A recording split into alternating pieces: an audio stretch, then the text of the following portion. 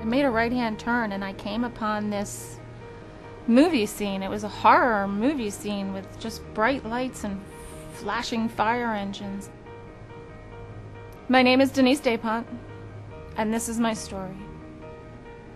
October 9th, 2005. My son Tony was 15 years old at the time.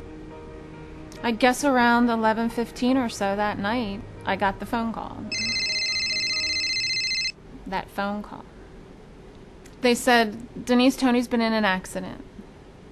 And I said, is he okay? And they said, Tony's okay, but some of the boys are not. My son was 15 years old. He had left the house on his bicycle, you know. Some of his teammates had decided to go to Taco Bell. The route to the hospital actually took me right past this accident scene, and there were flashing lights everywhere. And I thought, all right, this cannot be the accident that my son was in. And I got out of the car. I just jumped out.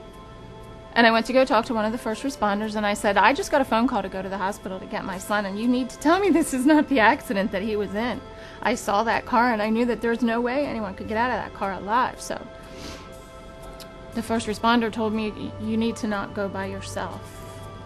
I went into the emergency room, and my son was laying on the gurney. They told me that they had finished the CAT scan and that his neck was broken, but they didn't know what that meant. They had to see. We already knew at this time that Tony's friend, Mickey, didn't make it. The driver was in the worst shape. Johnny Farber's family had to decide whether or not they should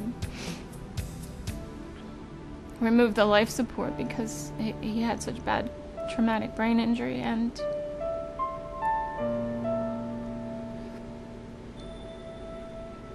they did. Tuesday, Johnny died.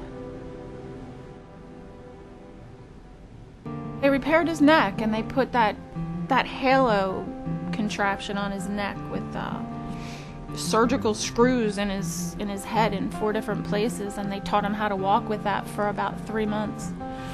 We got that halo off at 5:45 on Christmas Eve that year.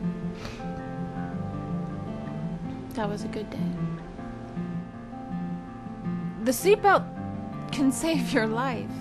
When it's a routine, you just do it without thinking about it.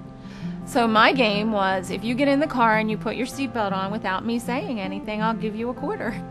Yeah, those quarters might have saved his life. He was wearing his seatbelt. And that's what safety is all about. It's about building safe behaviors that become routines that you just don't even have to think about it anymore.